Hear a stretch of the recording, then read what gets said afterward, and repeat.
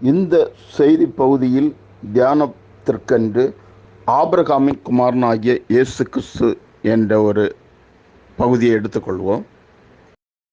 நாம் எப்பொழுதும் வேதத்தை படித்தாலும் அதை எழுதிய ஆக்கியோனின் உதவியை கொண்டு நாம் படிக்கும்போதுதான் அதை நாம் புரிந்து கொள்ள முடியும். ஏனென்றால் பரிசுத்த வேதாகமத்தை பலதரப்பட்ட மக்கள் வாசிக்கிறார்கள். ஆனால் அவர்கள் அதை எந்த விதமாக பரிசுத்த வேதாகமம் ஒரு தலைச்சிறந்த நூல் என்ற கோணத்தில் வாசிக்கலாம். அது ஒரு கிறிஸ்தவ சமுதாயத்திற்கென்று கொடுக்கப்பட்ட ஒரு பரிசுத்தமான நூல் என்ற ஒரு ஸ்தானத்தில் வாசிக்கலாம். ஏதோ ஒரு ஸ்தானத்தில் பொருத்தி அந்த வேதாகமத்தை அவர்கள் வாசிக்கிறார்கள். இப்பொழுது கிறிஸ்தவர்கள் என்று அழைக்கப்படுகிற நாம் வேதாகமத்தை வாசிக்கிறோம். பலதரப்பட்ட ஜனங்கள் வேதாகமத்தை வாசித்து அதை புரிந்து கொள்வதற்கும், கிறிஸ்தவர்கள் என்று அழைக்கப்படுகிற நாம் வேதாகமத்தை வாசித்து அதை புரிந்து கொள்வதற்கும் ஒரு வித்தியாசம் இருக்க வேண்டும் அல்லவா? வேதாகமத்தை எழுதிய ஆக்கியோனால்தான் அதன் உள்ளான அர்த்தங்களையும் வியாக்கியானங்களையும் ஒருவனுக்கு விளக்கி கொடுக்க முடியும்.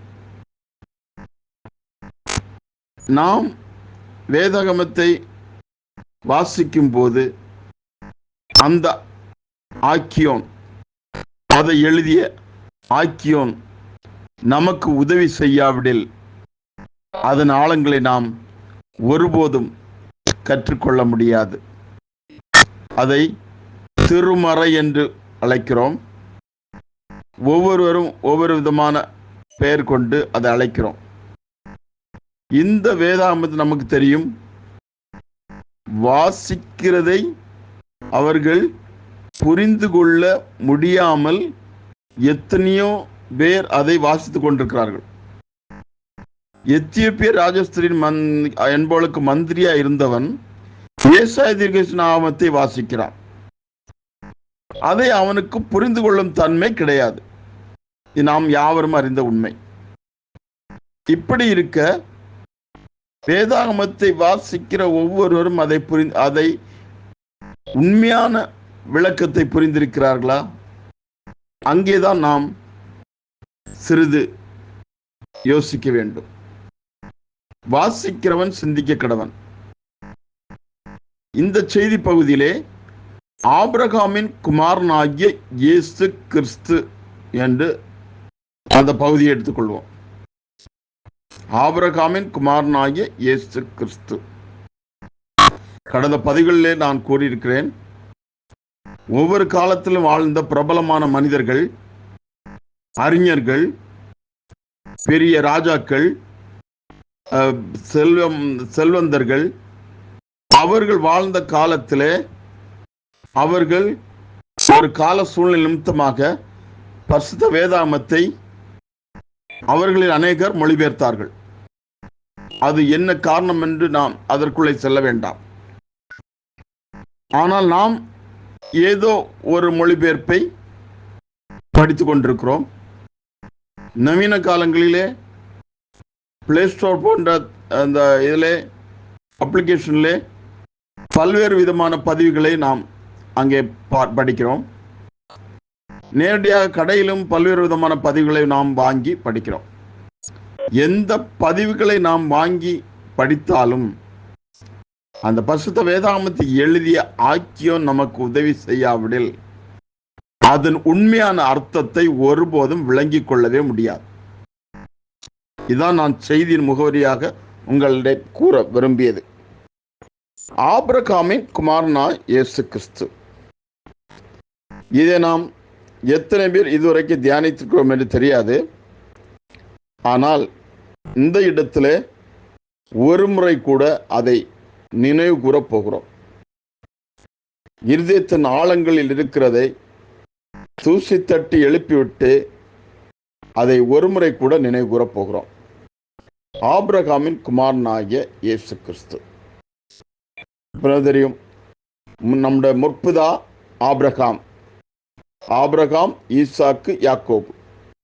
இப்ப ஆபிரகாமின் குமாரன் யாரு என்று சொன்னால் உடனடியாக நாம கூற முன் வருவது, அதாவது குழந்தைகள், குழந்தை பருவத்தில் உள்ளவர்கள், ஓய்வு நாள் பாடசாலையில் படிக்கிறவர்கள், தேவாலயத்துக்கு வருகிறவர்கள், அதாவது ஆரம்ப கால சூழ்நிலை வருபவர்கள், புதிதாக வருபவர்கள், கொஞ்ச காலம் கிறிஸ்தவர்களாக இருப்பவர்கள், கொஞ்ச காலங்களாக தான் நான் கிறிஸ்தவனாக இருக்கிறேன் என்று சொல்லுவார்கள். எல்லாரும் கூறுகிற வார்த்தை ஆபிரகாமின் குமாரன் ஈசாக்கு. இது நான் தவறாக கூறியிருந்தால் நீங்கள் பொறுத்துக்கொள்ளும். ஆபிரகாமின் குமாரன் ஈசாக்கு என்று ஒரு குறிப்பிட்ட சாரார் அதை நினைக்கிறார்கள். ஆனால் பரிசுத்த வேதாகமத்தில் கற்று தேறி இருக்கிறேன், நான் ஒரு போதகனாக இருக்கிறேன், நான் ஒரு அபிஷேகம் பெற்றவனாக இருக்கிறேன், அல்லது நான் ஏதோ ஒரு ஊழிய ஸ்தானத்தில் நான் பொருத்தப்பட்ட ஒருவனாக இருக்கிறேன் என்று கூறிக்கொள்பவர்கள் ஆபிரகாமின் குமாரன் ஈசாக்கு என்று கூறிக்கொள்ளுங்கள், தவறில்லை. ஆனால் இயேசு கிறிஸ்து என்று என்பதை எவ்விதமாக நீங்கள் புரிந்து கொண்டீர்கள்? உங்களால் அதை சிந்தித்து பார்க்க முடிகிறதா? வாசிக்கிறவன் சிந்திக்க கடவன். நம்மால் அதை உணர்வுபூர்வமாக சிந்திக்க முடிகிறதா? ஆபிரகாமுக்கு ஒரு குமாரன் வாக்குத்தத்தின்படி கொடுக்கப்பட்டான், அவன் ஈசாக்கு. மாம்சத்தின்படி பிறந்த ஒரு குமாரன் இருந்தான், அவன் இஸ்மவேல். மாம்சத்தின்படி பிறந்தவன் அங்கே ஆகாரிடத்தில் பிறந்தான், வாக்குத்தத்தின்படி பிறந்தவன் அங்கே மனைவிடத்தில் பிறந்தான். அந்த ஆபிரகாம் குமாரன் ஈசாக்கு. ஆனால் வேதாகமத்தில் கற்று தேறினவர்கள் சொல்லுகிற வார்த்தை என்ன? ஆபிரகாமின் குமாரன் இயேசு கிறிஸ்து. இது நம்முடைய இருதயங்களில் எந்த அளவுக்கு ஒரு எழுப்புதலை கொண்டு வந்தது என்பதை நம்மால் உணர முடிகிறதா? நான் இன்று அதிகாலை வேளையிலே நள்ளிரவிலிருந்து நாம் தூக்கம் வராமல் கஷ்டப்பட்டேன். ஆனால் அதிகாலை 4 மணி அளவில் கர்த்தருடைய வார்த்தை என்னுடைய இருதயத்திலே வந்தது. உண்மையை சொல்கிறேன், நள்ளிரவு 1 மணி முதல் 4 மணி வரை பரிசுத்த வேதாகமத்தின் வசனம் எந்த ஒன்றையும் நான் தியானித்தது கிடையாது, படித்தது கிடையாது. ஆனால் திடீரென்று காலை 4 மணி அளவில் கர்த்தருடைய ஆவியானவர் எனக்கு அந்த ஒரு சிந்தனையை கொடுத்தார். அதை தியானிக்கும்படியாக ஒரு எழுப்புதலை என்னுடைய இருதயத்திலே எழுப்பிவிட்டார். அந்த அளவுக்கு ஒரு 10 வினாடிக்கும் குறைவான நேரத்தில் கர்த்தருடைய ஆவியானவர் என்னுடைய இருதயத்தில் அந்த வார்த்தையை கொடுத்தார். என்னுடைய உள்ளம் அந்த அளவுக்கு பரவசமடைந்தது. ஆபிரகாமின் குமாரன் இயேசு கிறிஸ்து. நீங்கள் எத்தனையோ பேர் இதுவரை அதை அறிந்திருந்தாலும் இந்த வேளையிலே ஒரு முறை கூட நினைவு கூற உங்களுக்கு சந்தர்ப்பமானது கிடைத்துள்ளது. பாருங்க எப்படி இயேசு கிறிஸ்துவா இருக்கிறார். நீங்கள் பெற்றிருக்கிற அபிஷேகத்துக்கு இடம் கொடுங்கள். இதுவரை இதை குறித்து தியானித்திருக்காதவர்கள், நீங்கள் பரிசுத்த அபிஷேகத்தை பெற்றுக்கிறேன் என்று உரிமை கோருகிறவர்கள் அல்லவா? நீங்கள் நான் ஒரு போதகன் என்று உரிமை கோருகிறவர்கள் அல்லவா? நீங்கள் நான் ஒரு ஊழியக்காரன் என்று உரிமை கோருகிறவர்கள் அல்லவா?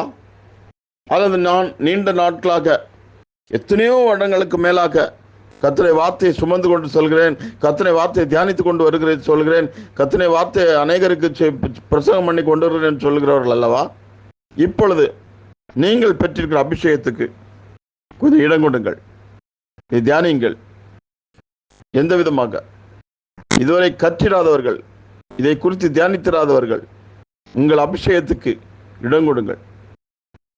சத்தியாவியாகி அவர் வரும்போது உங்களுக்கு எல்லாவற்றையும் போதிப்பார்.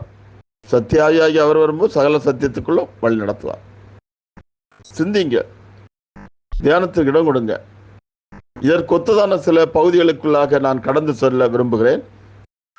முடிவாக இதை நான் உங்கள் மத்தியிலே கூறி இந்த செய்தியை முடிவு கொண்டிருக்கிறேன். ஜலப்பிரளயத்துக்கு பிற்பாடு நோவாவின் குடும்பம் அங்கே வெளியே வந்து சேம், காம், யாபேத், நோவா இவர்கள் மூலமாக இந்த உலகமானது பலுகி பெருகி நிரப்பப்பட்டது. நன்றாக கவனிக்க வேண்டும். இது தெரிந்த விஷயம் உங்களுக்கு. இந்த நோவா யார்? இந்த நோவா யார்? நோவாவை குறித்து நமக்கு தெரியும். உடனே வேதாமத்திலே நினைவு கூறுவோம். நான் உங்கள் மத்தியில் ஒரு வார்த்தை வைக்கிறேன். இந்த நோவா ஜலப்பிரளயத்தினால் உலகம் அழிவதற்கு முன்பதாக உள்ள வம்ச வரலாற்று பட்டியலில் உள்ள ஒரு மனிதனாக இருந்தார். ஜலப்பிரளயத்து முந்தைய உலகத்தில் உள்ள அந்த வரிசையில் வந்த அந்த வம்ச வரலாற்று பட்டியல் ஒருவனாக இருந்தான். இப்பொழுது அவன் பூமியிலே பிரவேசித்து கர்த்தருடைய வார்த்தையின்படியே அவர்கள் பலுகி பெருகி பூமியை நிரப்புகிறார்கள். சேம், காம், யாபேத் இவர்கள் வம்சத்தை குறித்து நாம் வேதாமத்திலே வாசித்திருக்கிறோம். அவர்கள் ஜெனரேஷன், அவர்கள் பரம்பரையாக. இது ஒரு பக்கம் இருக்கட்டும். இந்த ஜலப்பிரளயத்துக்கு பிற்பாடு ஜனங்கள் கிழக்கே இருந்து பிரயாணம் பண்ணுகையில்,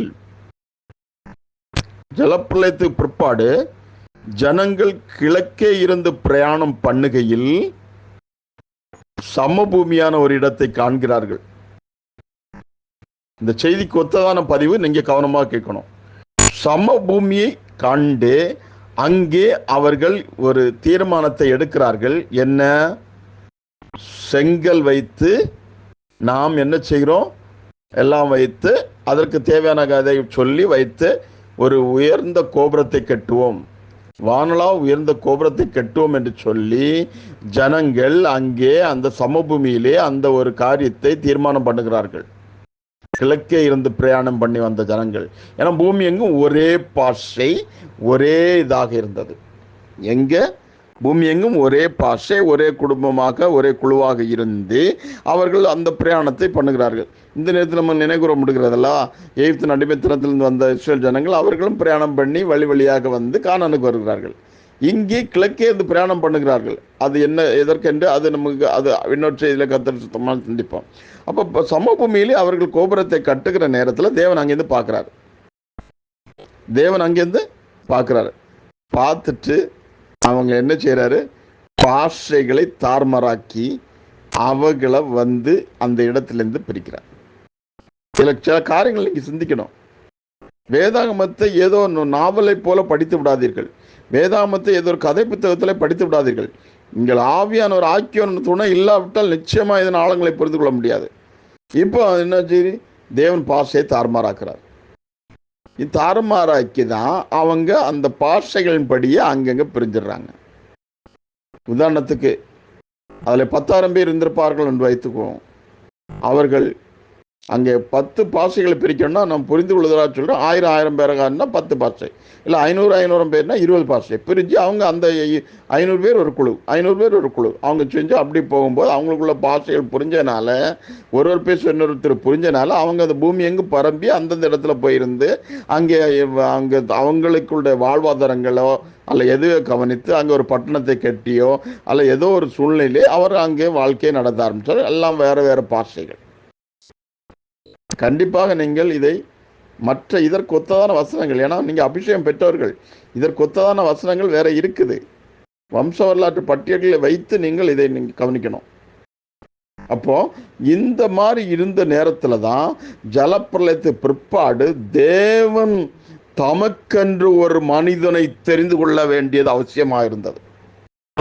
நோவாவின் வம்சம் இந்த புதிய பூமியில் ஜலப்பிரளயத்துக்கு பிற்பாடுள்ள அந்த புதிய பூமியிலே தங்களுடைய சந்ததியை பலுகி பெருகி பூமியை நிரப்பும்படியாக அது இருந்தது. ஆனால் அந்த பழைய உலகத்தில் உள்ள அந்த நோவா, பழைய உலக வம்ச வரலாற்று பட்டியல் இந்த நோவாவிடத்து அந்த குடும்பத்திலிருந்து தேவன் தம்முடைய அனாதி தீர்மானத்தின்படியே இந்த புதிய உலகத்தில் ஒரு மனிதனை தெரிந்து கொள்ள விரும்பினார். நன்றாக சிந்திக்க வேண்டும். இந்த புதிய உலகத்திலே தேவன் ஒரு மனிதனை தெரிந்து கொள்ள விரும்பினார். ஆனா அந்த மனிதனை தேடி பார்த்தா எங்க இருந்தார்னா, நம்ம இயேசு சொல்லாரு, நம்முடைய பிதாக்கள் நதிக்கு அப்புறத்திலே வேறே தேவர்களை சேவித்தார்கள். நம்முடைய பிதாக்கள் நதிக்கு அப்புறத்திலே வேறே தேவர்களை சேவித்தார்கள். நீங்கள் இதை எந்த அளவுக்கு நீங்கள் தியானித்திருப்பீர்கள் என்று எனக்கு தெரியாது. என்னோட உள்ள அவ்வளவு பரவசம். ஆனால் வேதத்திலிருந்து பயங்கரமாக இது மகா உன்னதமான ஒரு சூழ்நிலை இது பொருந்துகிறது. எனக்கு அதை தியானிச்சு சொல்ல வார்த்தைகள் வரல. அவ்வளவு ஒரு அருமையான இது. நதிக்கு அப்புறத்துல வேற தேவர்களை சேவித்தார்கள். வேத புத்தகத்துல ஜோடி இதற்கு இல்ல, நிழலாட்டம் நிஜங்கள் ஜோடி இசைவாக இணைக்கப்படுகிற வசனங்கள் உண்டு. நீ கர்த்தருடைய வார்த்தையை செவி கொடுக்காமல் நீ கர்த்தருக்கு விரோதமாயிருந்தால் நீ துரத்தப்பட்டு நீ அறியாத வேறு தேவர்களை சேவிப்பாய் என்ற ஒரு வார்த்தை அங்கே நினைவு கொண்டணும். நீ உன்னை இந்த தேசத்திலிருந்து துரத்துவேன், நீ அறியாத வேறே தேவர்களை சேவிப்பாய். நீ அறியாத வேறே தேவர்களை சேவிப்பாய். இந்த இஸ்ரேல் ஜனங்கள் அப்படிதான் இன்னைக்கு வெளியே எல்லாம் போனாங்க. அதுலயும் ஒரு நம்ம நல்லா தெரியும். அதுல ஒரு பகுதியினர் எப்படி வந்தாங்க, அது நம்ம அந்த உள்ள சொல்லல. வேற தேவர்களை சேவித்தது உண்மை. அதெல்லாம் ஒன்றும் பெரிய செய்தியில பேசலாம். இது குறுகிய செய்தியில எல்லாத்தையும் பேச முடியாது. ஏன்னா ஒன்று செய்தி அது விளக்க போயிட்டே இருக்கும். இது தொடர்ந்து தியானித்து கொண்டு வேண்டிய பகுதி. இப்போ இந்த ஆபிரகாம் அவருடைய தேவனுடைய பிள்ளைகள் கால சூழ்நிலை நிமித்தமாக வேறு பிரிக்கப்பட்டு, ஏன்னா அவங்க என்ன சொல்றாங்க, நம்ம வானளவா உயர்ந்த கோபுரத்தை கட்டுவோம், அந்த பகுதி அவங்களுக்கு நல்லா தெரியும், அதை கட்டுவோம்னு சொல்லி அவங்க ஒரு தீர்மானம் பண்ணி அதை செய்யறாங்க. தேவனுடைய சிந்தனை தாறுமாறாக்குறதுக்காக தான் இந்த பிளான் பண்ணிச்சாரு. எல்லாம் வச்சுட்டு என்ன பண்ணிட்டாரு, அங்கங்க பாஷையை தாறுமாறாக்கி எல்லாம் துரத்தினாரு. இப்ப என்ன ஆகுது, அவன் அறியாத வேறே தேவர்களை, அவனுடைய பிதாக்கள் அறியாத, அவனுடைய பிதாக்கள் சந்ததியினர் அது அவர்கள் அறிந்த தேவர்களை இவர்கள் அறிய முடியவில்லை. உதாரணத்துக்கு நான் சொல்லக்கூடியது, நோவா சேம் காம் யாபேத் ஆராதித்த தேவர்களை அறியாத அளவுக்கு வேறு பிரிக்கப்பட்டு பல தேசங்களிலே அவர்கள் சிதறடிக்கப்பட்டார்கள். வானளாவ உயர்ந்த கோபுரத்தை கட்டுகிறதற்கு ஆரம்பித்த நிமித்தம் பாஷைகளை தாறுமாறாக்கி அங்கங்கே சிதறடிக்கப்பட்டார்கள். அந்த வேளையிலே தான் இவர்கள் அறியாத தேவர்களை சேவிக்கும்படியாக ஒரு சூழ்நிலை உருவாயிற்று. கர்த்தருடைய வார்த்தை நமக்கு தெரியும், தேசங்களில் சிதறடிக்கப்படுவேன், நீ அறியாத தேவர்களை சேவிப்பாய் என்ற வார்த்தையின் படியே நம்முடைய பிதாவாகிய ஆபிரகாம் விசுவாச மார்க்கத்தால் அவர்கள் ஆபிரகாம் சந்ததி என்று அறியப்படுவார்கள். ஆபிரகாம் நதிக்கு அப்புறத்திலே அந்த வேறு தேவர்களை சேவிக்கும் அந்த வம்சத்திலே அங்கே காணப்படுகிறான், காட்சியில் இருக்கிறான். தேவன் அவனை தெரிந்து கொண்டு, நான் உனக்கு காண்பிக்கும் தேசத்துக்கு போ, நான் உன்னை பெரிய ஜாதியாக ஆக்குவேன் என்று சொல்லி தேவன் இந்த ஜலப்பிரளயத்துக்கு பிற்பாடு உள்ள பூமியிலே தேவன் தெரிந்து கொண்ட முதல் பாத்திரமாக இருக்கிறான். நோவா சேம் காம் யாப்பேத் அவர்கள் வம்சம் அங்கே அந்த உலகத்திலிருந்து வந்தவர்கள். ஆனால் இந்த ஆபிரகாமோ அவர்கள் வம்சத்திலே இந்த உலகத்திலே தேவனால் தெரிந்து கொள்ளப்பட்ட முதல் நபராக இருக்கிறார். மற்றவர்களும் தேவனால் தெரிந்து கொள்ளப்படாத ஜனங்கள் என்று சொல்லவில்லை, தம்முடைய வார்த்தையை நிறைவேற்றும் பொருட்டு. சேம் காம் யாப்பேத்துள்ள சந்ததியினரை குறித்து நான் தவறாக கூறவில்லை. இதனுடைய வார்த்தையை நிறைவேற்றும் வகையிலே அவர் ஒரு பாத்திரத்தை தெரிந்து கொள்கிறார், அவர் மனிதனை தெரிந்து கொள்கிறார். அந்த பாத்திரம் அல்லது அந்த மனிதன், அந்த ஏதோ ஒன்று நீங்கள் அழைத்துக் கொள்ளலாம், அவன்தான் ஆபிராம். பிற்பாடுதான் ஆபிரகாம் என்று அழைக்கப்படுகிறான். இவன் தான் நதிக்கு அப்புறத்திலே வேதனை தேவர்களை சேவித்தவன். சிதறிக்கப்பட்டு அறியா தேவர்களை சேவிப்பார் என்ற வார்த்தையின்படி இவன் இந்த இடத்துல சேவித்தவன். அந்த வம்சத்தில் தான் அழைக்கப்பட்டு வருகிறான் இந்த ஆபிரகாம். அங்கே வந்துதான் அங்கே அவனுக்கு குழந்தை இல்லாதிருந்தது, அது நமக்கு தெரியும். அப்படி ஆபிரகாமுக்கு தேவன் ஒரு குமாரனை கொடுக்கிறார், அவன்தான் ஈசாக்கு. நன்றாக புரிந்து கொள்ள வேண்டும். இவன் வாக்கு தத்தத்தின்படி பிறந்தவன். அவன் இஸ்மவேல் மாம்சத்தின்படி பிறந்தவன். அதை ஒரு நினைவுறும்படியா மறுபடியும் சொல்கிறேன். இப்போ இந்த ஈசாக்கு வாக்குத்தத்தின்படி பிறந்தவனாய் இருந்தாலும் இவன் எங்கேருந்து வந்தான்? ஆபிரகாமுடைய அறையிலிருந்து வந்தவன். தேவனுடைய அனாதை தீர்மானத்தின்படியே கொடுக்கப்பட்ட வாக்கு தத்துவத்தின்படி பிறந்தவன் தான் ஈசாக்கு. ஆபிரகாமின் வரையிலிருந்து வந்து தேவனுடைய வாக்கு தத்துவம் பிறந்தவன் ஈசாக்கு. இதுதான் ஆபிரகாமின் சந்ததி. இது நாம் விசுவாசத்தில் குழந்தைகளாக இருக்கிறவர்கள், விசுவாசத்தில் சிறு பருவத்தில் இருக்கிறவர்கள் இதை நாம் இவ்விதமாக கூறுவது உண்டு. ஆனால் விசுவாசத்தில் தேறினவர்கள், கர்த்தருடைய செய்தியிலே தேறினவர்கள், நீண்ட காலமாக நாங்கள் தியானம் இருக்கிறோம் என்று சொல்லுகிறவர்கள், அதை நீங்கள் ஆபிரகாமின் குமாரன் ஈசாக்கு என்று சொல்ல வேண்டும், தவறு என்று சொல்லவில்லை. ஆனால் ஆபிரகாமின் குமாரன் இயேசு கிறிஸ்து என்பதை அறிந்திருக்க வேண்டும். ஈசாக்கு வாக்குத்தத்தத்தின்படி பிறந்தவன். இப்பொழுது நான் அதை வெளிப்படையாக கூறுகிறேன். ஈசாக்கு ஆபிரகாம் சந்ததியிலே அவனுடைய அறையிலிருந்து வெளியே வந்து வாக்கு தத்தத்தின்படி பிறந்த ஒரு மனிதனாக இருக்கிறான்.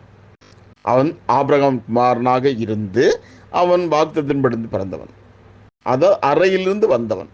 ஆனால் ஆபிரகாமுடைய சந்ததியிலே தேவன் வாக்குத்தத்தின்படி, அதாவது மாம்ச சிந்தையில் பிறவாமல், மாம்ச ஒரு இதிலே பிறவாமல், அவர் அனாதை தீர்மானத்தின்படியே வாக்குத்தத்தின்படி அவர் பரிசுத்தாவில் பிறந்த ஒரு குமாரன் இருப்பார் என்றால் அவர்தான் இயேசு கிறிஸ்து. ஆனால் ஈசாக்கு அறையிலிருந்து வந்தவன், வாக்குத்தத்தின்படி பிறந்தவன். ஆனால் இயேசு கிறிஸ்து தூரமான காலத்திலே அவர் வாக்கு தத்தத்தின்படி பிறந்தவர், கன்னி மரியாள் வயிற்றில் உற்பத்தியானவர், கர்த்தருடைய பரிசுத்தாவினால் அவர் கர்ப்பம் தரிக்கப்பட்டவர். அவர் என்ன செய்யறாருன்னா, ஆபிரகாம் வம்சத்தில் இருந்து தேவன் இந்த ஒரு பூமியிலே ஒரு சகாப்தத்தை உருவாவதற்கென்று தெரிந்து கொண்ட நபர் தான் இயேசு கிறிஸ்து. நீங்கள் இதை புரிந்து கொள்ளும்படியாக எந்த வார்த்தை கொண்டு தியானியுங்கள். அடியேன் கொடுக்கிற வார்த்தை உங்களுக்கு புரிந்து கொள்ள கடினமாக இருக்கும் என்றால் நீங்கள் அதற்கு இந்த இடத்துல தியானத்தில் அமர்ந்திருந்து நீங்கள் பெற்றிருக்கிற அபிஷேகத்துக்கு இடம் கொடுத்து இதன் தியானிங்கள். இயேசு கிறிஸ்து ஆபிரகாமின் சந்ததியிலே வாக்கு தத்தத்தின்படி வருகிறார். ஆனால் அவர் பரிசுத்தாவினால் கர்ப்பம் தரிக்கப்படுகிறார் கன்னி மரியாள் வயிற்றிலே. அப்போ வாக்கு தத்தத்தின்படி அங்கே ஒரு சந்ததி இவர் வருகிறார், அந்த ஈசாக்கை போல. ஆனால் அவன் வாக்குத்தத்தின்படி வந்தாலும் அவன் ஆபிரகாமின் அறையிலிருந்து வந்தவன். ஆனால் இயேசு கிறிஸ்து ஆபிரகாமின் அறையிலிருந்து வந்தவர் கிடையாது. அந்த வம்சத்திலே அங்கே ஒரு கர்ப்பத்திலே அவர் உருவாக்கப்படுகிறார் பரிசுத்தாவினால. இந்த இதற்கொத்ததான வசனம் புதிய ஏற்பாட்டில் இருக்கிறது, நான் கூறப்போவதில்லை. நம்மெல்லாம் நெஞ்சு நிமித்திட்டு நான் ஒரு ஊழியக்காரன், நான் செய்தி எடுக்கிறவன். நான் அன்னைக்கு பல வருடங்களுக்கு முன்னதாக ஒரு ஊழியக்காரரோடு நான் பேசும்படியாக வாய்ப்பு கிடைத்தது. அவர் ஊழியக்காரன்னு தெரியாது, நாங்கள் பிரதர் என்று அழைத்துக் கொள்வோம். அப்போ ஒரு சில பகுதிகளை நான் அவரோடு பேசும்போது, நீங்கள் முடிவாக என்ன சொல்ல வர்றீங்க அப்படின்னாரு, கேட்டார் என்கிட்ட. நான் அதற்கு அவர் கேட்டதுக்காக நான் அந்த முக்கியமான பகுதியிலே அவரை எடுத்து பேசினேன். பேசினோடனே அவர் வாயிலிருந்து வந்த வார்த்தை மிகவும் கோபமாக, நானும் பல வருடங்களாக செய்தி எடுத்துக்கிட்டு இருக்கேன், செய்தி கொடுத்துக்கிட்டு இருக்கேன்னார். நானும் பல வருடங்களாக செய்தி எடுத்துட்டு இருக்கேன், செய்தி கொடுத்துட்டு இருக்கேன். அப்போ இந்த சூழ்நிலையில் தான் இன்னைக்கு ஊழியக்காரர் நிறைய பேர் காணப்படுகிறாங்க. ஒரு தாழ்மை இல்லை. ஒன்றை கற்றுக்கொள்ள விரும்பாமல் எனக்கு எல்லாம் தெரியும் என்று நினைக்கிறவர்கள் இன்றைக்கு நம்மகிட்ட அப்படிதான் இருக்கும். அந்த எல்லாம் தெரியும் என்று நினைக்கிறவர்கள் மத்தியில் தான் இந்த ஆபிரகாம் இயேசு கிறிஸ்து என்ற பதிவு வார்த்தையை வைக்கிறேன். ஆகவே எல்லாம் தெரியும் என்று நினைக்கிற ஒருவருக்கு நான் அதை வசன ஆதாரங்களை சுட்டிக்காட்டி போத தேவையில்லை. அது புதிய ஏற்பாட்டில் யார் எந்த நிருபத்தில் எங்கே கூறியிருக்கிறார் என்பதை நீங்கள் பெற்ற அபிஷேகத்தோடு இணைந்திருந்து. ஏன்னா எனக்கெல்லாம் தெரியும். நம்ம இன்னைக்கு ஒரு கேள்வியை ஒரு விளக்கத்தை முன்வைக்கும் போது அப்படின்னா இந்த கேள்விக்கு என்ன பதில் அப்படின்னு நம்ம சொல்ற அளவுக்கு திறமை வாய்ந்தவர்கள். இப்படி திறமை வாய்ந்தவங்களுக்கு நான் இந்த பகுதியை கூறப்போவதில்லை. தேவ சமூகத்தில் உங்கள் தாழ்த்தி கற்றுக்கொள்ளணும். நான் இன்னைக்கு சில பகுதி தெரியாதுன்னு சொல்லிடுறேன். நான் நீங்க கேட்குற கேள்வி பதில் சொல்ல முடியாதுன்னு சொல்லிடுறேன். நான் இது கேட்குற கேள்விக்கு பதில் சொல்ல முடியும். ஏன்னா ஒவ்வொருடைய வளர்ச்சிக்கு தகுந்த மாதிரி நாம் அவர்களோட பேச வேண்டும். எப்போது கற்றாலும் சத்தியத்தை உணர்ந்தவர்களாக இருப்பார்கள் என்று சொல்லுகிறது. நீங்கள் காலத்தை பார்த்தால் போதகராக இருக்க வேண்டிய நீங்கள் பலமான ஆகாரத்தை அல்ல பால் உண்ணத்தக்க குழந்தைகளாக இருக்கிற என்று பவுல் கூறுகிறார். நீங்கள் அப்படிதான் எல்லாரும் காலத்தை பார்த்தா போதகர். நான் 30 வருஷமா இருக்கிறேன் ஊழியத்தில், நான் 25 வருஷம், நான் 20 வருஷம், இன்னும் எத்தனை வருஷங்கள் நீங்க சொல்லிக்கோ. அப்போ அந்த வருஷ காலத்தை பார்த்தா போதகராக இருக்கணும் நீங்க.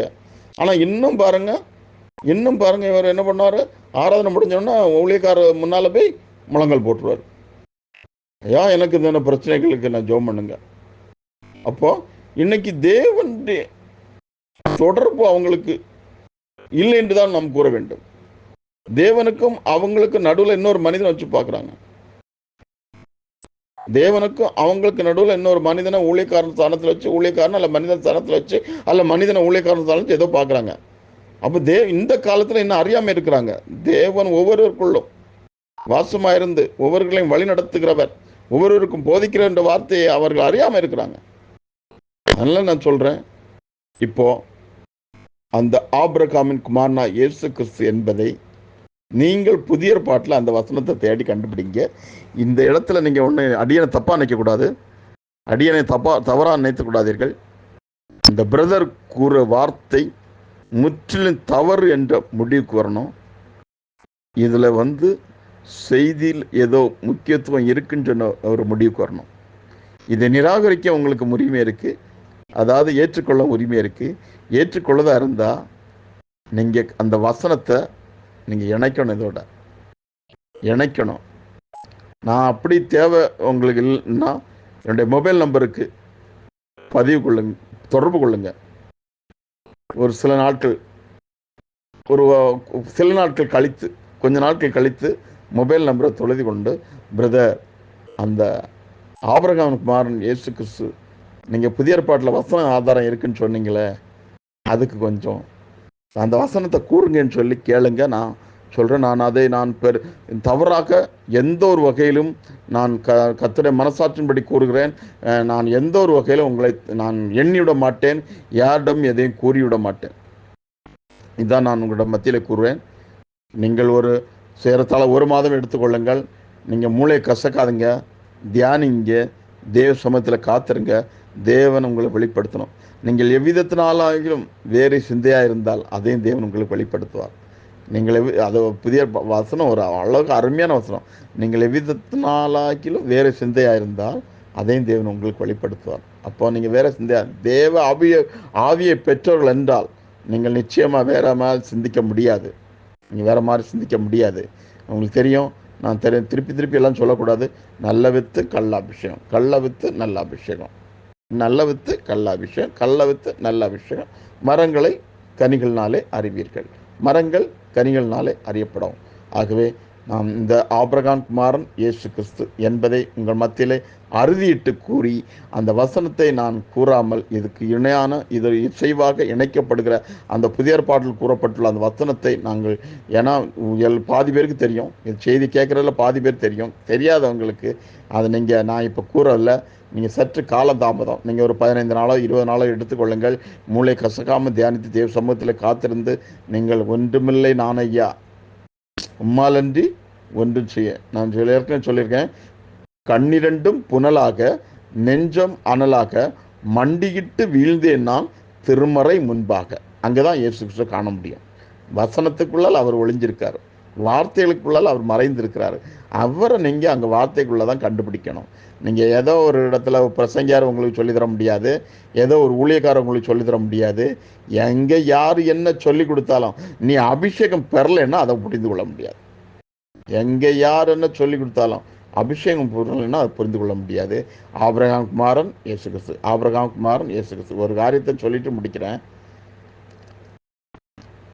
இயேசு கிறிஸ்து மரித்து 3ஆம் நாள் அதிகாலையிலே அந்த ஸ்திரீகள் இருட்டோடு எழும்பி அங்க கல்லறைக்கு போறாங்க. கல்லறை இருக்கிற இடத்துக்கு போறாங்க. எதுக்கு? நல்லா புரிஞ்சு, எதுக்கு போறாங்க? கல்லறை இருக்கிறது எதுக்கு போறாங்க? மனத்திரையில கொண்டு வாங்க, தியானத்துல கொண்டு வாங்க. அங்க அதிகாலையில மகதலேனான மரியாளும், அந்த மரியாளும், இந்த மரியாளும் ஸ்திரீகள் தான் அங்க புறப்பட்டு அந்த போறாங்க. எதுக்கு போறாங்க? நீங்கள் பெற்ற அபிஷேகத்தை இடத்து கொடுத்த சில வினாடிகள் ஏதாவது தியானிங்க. அவர் மரித்து 3ஆம் நாள் அதிகாலை ஓய்வு நாள், அந்த அதிகாலை வேளையில போறாங்க. எதுக்கு போறாங்க சொல்லுங்க? தியானிங்க. உங்க இருதயத்தை நீங்க தான் நியாயாதிபதி. உங்க இருதயத்தை நீங்க தான் இது நிரூபிக்கணும். அது என்ன வார்த்தை சொல்லுன்னு தெரியல. அவங்க இருதயத்துல நீங்க தான் பாருங்க, அந்த இடத்துல நிறுத்துங்க. என்ன எதுக்கு போறாங்க? தப்பா எடுத்துக்கான், சில வார்த்தைகளை நான் பயன்படுத்த தப்பா எடுத்துக்கான். ஒரு செத்த பிணத்துக்கு சுகந்த வர்க்கமிடும்படியாக போறாங்க. ஒரு செத்த பிரேதத்திற்கு சுகந்த வர்க்கமிடும்படியாக போகிறார்கள். யாரு? பொறுப்பா போறாங்க. சுகந்த வர்க்கங்களை எடுத்துக்கொண்டு அந்த ஸ்திரீக்கு துணையா, இயேசுவின் தாயாகிய மரியாளுக்கும் மற்றவர்களுக்கும் அங்கே எல்லாம் சேர்ந்து போறாங்க. துணையா போய் எல்லாம் சேர்ந்து அந்த காரியத்தை நம்ம செஞ்சிருவோம், நம்ம சுகந்த வர்க்கம் விட்டு வருவோம்னா. எனக்கு அன்பானவர்களே, எனக்கு அன்பானவர்களே, அவர் தாம் சொல்லியிருந்தபடியே 3ஆம் நாள் உயிரிழந்து எழுந்திருந்ததை அவர்கள் அறியாதிருந்தார்கள். இன்றைக்கு நீங்களும் நானும் அப்படித்தான். நீங்கள் நானும் அப்படித்தான். இன்னைக்கு நிறைய காரியங்களை நம்ம பொறுப்பா செய்யறோம், ஆனா அறியாமையிலே செய்யறோம். இந்த ஸ்திரீகளை போல அங்க எதுக்கு போனோம்? சுகந்த வர்க்கத்தை எல்லாம் தள்ளிட்டு காலியான கலரை நான் பார்க்க போறேன். சுகந்த வர்க்கம் தேவையில்லை, வெள்ளை போல அது என்ன வேணா வச்சுக்கோங்க, என்ன பேர் வேணா நீங்க வச்சுக்கோங்க. சுகந்த வர்க்கங்கள்லாம் தள்ளி வச்சுட்டு எடி வாங்கடி போலாம். அவர் உயிரோடு இருக்கும்போது சொல்லிட்டாரு, நான் 3ஆம் நாள் எழும்புன்னு அவர் சொல்லியிருக்காரு. அதனால அங்க காலியான கல்லறை போய் பார்ப்போம். பார்த்துட்டு வந்து நம்ம எல்லாருக்கும் அந்த செய்தியை பரப்புவோம். இந்த காலியான கல்லறை பார்க்க ஆசையா இருக்கிறேன். என்னுடைய நேசர் உயிரோடு எழும்பி விட்டார், என்னுடைய தேவன் உயிரோடு எழும்பி விட்டார், நான் பெற்றெடுத்த என்னுடைய கற்பத்தில் சுமந்த இயேசு கிறிஸ்து உயிரோடு எழும்பி விட்டார் என்று இப்படி ஒவ்வொருவரும் சொல்லிட்டு கொண்டு நேர்த்து கொண்டு அல்லவா சொல்ல வேண்டும். அவர்கள் என்ன பயணப்படுறாங்க? நமக்கு அந்த கல்லை யாரு புரட்டுவா? நமக்கு அந்த கல்லை யாரு புரட்டுவா? பொறுப்பா நடந்து போறாங்க. எவ்வளவு அருமையா அவங்க ஆர்வமா போறாங்க. அந்த இடத்துல ஆர்வம்னு சொல்லல, தப்பா எடுத்துக்காங்க. அந்த இடம் கடமையை நிறைவேற்றுறதுக்கு எவ்வளவு அந்த பொறுப்புணர்ச்சியோடு போறாங்க. யாராவது ஒருத்தங்க அந்த கல்லை நமக்கு புரட்டி தர மாட்டாங்களா? நம்ம உள்ள போய் இந்த கடமையை நிறைவேற்றிட்டு வரலாமே. எவ்வளவு இன்னைக்கு ஊழியத்தில் அப்படித்தான். தப்பா நினைச்சுக்காதுங்க. இன்னைக்கு என்ன ஊழியங்கள்லாம் அப்படித்தான் இருக்கு. பொறுப்பா ஊழியம் செய்யறோம், பொறுப்பா ஊழியம் செய்யறோம். ஆனா அங்க போனா ஒரு பெரிய ஏமாற்றம். என்னது? கல்லறை திறந்திருக்கு. ஏமாற்றம் சொன்னதுக்காக தப்பா எடுத்துக்காதுங்க. கல்லறை திறந்திருக்கு. ஆம், அப்பொழுதுதான் அவர்களுக்கு கண்கள் திறக்கப்படுகிறது, அல்லது தேவன் அங்கே தன்னை வெளிப்படுத்துகிறார். உயிரோடு எழுப்பப்பட்டது அங்கே அவர்களால் உணர முடிகிறது. இன்னைக்கு அப்படித்தான் அவர்களை போல சுதந்திரங்க கொண்டு செத்த பிரயத்துக்கு போனது போல இன்னைக்கு நம்முடைய ஊழியங்களும் அப்படிதான் இருக்கு நிலைமை. பொறுப்புணர்ச்சியோட ஊழியம் செய்கிறோம். கடமை, இது நம்முடைய கடமை என்று ஊழியம் செய்கிறோம். ஆனா அங்க என்ன நடந்திருக்கு பார்த்தீங்களா? அதான் தூரமான காலங்கள் நிகழ்கிற காரியங்கள், தூரமான காலங்கள் நிகழ்கிற காரியங்களை தேவன் அழகா வச்சிருக்காரு. அப்போஸ்தலனாகிய பவுல் மூலமாக தான் சொல்லுகிறார். ஆபிரகாம் குமாரன் இயேசு கிறிஸ்து. ஆனால் மத்தேயு 1ஆம் அதிகாரம் 1ஆம் வசனத்திலே நாம் அதை படிக்கும்போது நம்மால் புரிந்து கொள்ள முடிகிறதா? ஏதோ மனப்படமா படித்துக்கிட்டு போறோம், இல்லது நாம யாரோ சொன்னதை சொல்லும் கிளிப்பிள்ளைகளா இருக்கிறோம். ஒன்னையும் மனப்படமா வேதாகத்தை வாசிக்கிறோம், இல்லது யாரோ சொன்னதை சொல்லும் கிளிப்பிள்ளைகளா இருக்கிறோம். 1ஆம் அதிகாரம் 1ஆம் வசனத்தை பார்த்த உடனே அதை நம்ம சற்று உட்கார்ந்து தியானித்து, மூளை கசக்கூடாது, கர்த்தருடைய ஆவிக்குள்ளாக இருந்து தியானித்து இன்றைக்கே தியானிக்கணும், இன்றைக்கே கற்றுக்கொள்ளணும்னு சொல்லாமல், அது ஒரு வேளை நீங்கள் ஒரு மாதமாக கூட தியானிக்கலாம், இல்லை 2 மாதம்லாம் தியானிக்கலாம். இருந்து வேதத்தை இணைத்து பார்க்கணும். அதான் நான் முதல்ல சொன்னேன், பெரிய பெரிய மனிதர்கள் அன்றைக்கு அவருக்கு வாழ்ந்த கால சூழ்நிலையிலே வேதாகமத்தை அவர்களுக்கென்று மொழிபெயர்த்தார்கள். அதுக்கு காரணம் இருக்கு. நீ எத்தனை மொழிபெயர்ப்பு வச்சாலும் சரி, அந்த ஆக்கியவன் வேதாகமத்தை எழுதி ஆக்கியவன் உதவி செய்யவிட்டால் நீ படிக்கும்போது அது உனக்கு வீணானதாக தான் இருக்கும். அதனால் இந்த செய்திகளை நீங்கள் தியானிங்க. இந்த செய்திகளை நீங்கள் நான் இது இவ்வளோ நேரம் கேட்டிருந்தவங்களுக்கு நான் என்னுடைய மனமார்ந்த வாழ்த்துக்கள். இதை ஏற்றுக்கொள்ள உங்களுக்கு உரிமை இருக்குது, இதை நிராகரிக்க உரிமை இருக்குது. இந்த வசனத்துக்கு ஆதாரம் வேணும்னு சொன்னால் நான் அந்த வசனத்தை மாத்திரம் கொடுப்பேன், அங்கே விவாதத்துக்கு வரமாட்டேன். அப்படி வசனத்தை நீங்கள் நான் கொடுக்கும் போதும் நீங்கள் தவறுன்னு சொல்ல உங்களுக்கு உரிமை உண்டு, அல்லது எதை ஏற்றுக்கொள்ள உரிமை உண்டு, நிராகரிக்க உரிமை உண்டு. நான் வாக்குவாதத்து வரமாட்டேன். இந்த பிரதர் தவறு அப்படின்னு நீங்கள் சொல்லலாம், நான் உங்களை மேலே கோவப்பட மாட்டேன். ஓகேவா? அதனால் நீங்கள் இந்த செய்தி இது போன்ற செய்தியில் கேட்க விரும்பினால் கமெண்ட்ஸ் போல் லிங்க் கொடுக்கப்பட்டிருக்கோம். இல்லை என்னோடய மொபைல் நம்பரை சேவ் பண்ணிவிட்டு அந்த லிங்கை டச் பண்ணினா அந்த செய்திகள் டிஸ்பிளே ஆகும். அல்லது நீங்கள் இதை யூடியூப் இதில் பால் ஸ்டேட்ஸ் அட் யுனைடெட் பிரைடு நீங்கள் போட்டிங்கனாலே இந்த செய்திகள் உங்களுக்கு டிஸ்பிளே ஆகும். மற்றபடி இது பணம் சம்பாதிக்கும் நோக்கில் ஆரம்பிக்கப்படவில்லை. நீங்கள் இந்த சேனலை சப்ஸ்கிரைப் பண்ண வேண்டாம், பெல் சிம்பலையும் கிளிக் பண்ண வேண்டாம். அது இப்போ சப்ஸ்கிரைப் பண்ணாமலேயே இந்த செய்தியில் நீங்கள் எளிதில் கேட்க முடியும். மற்றும் ஒரு சந்திப்போம். ஆமென். God bless you, God bless you, God bless you, God bless you.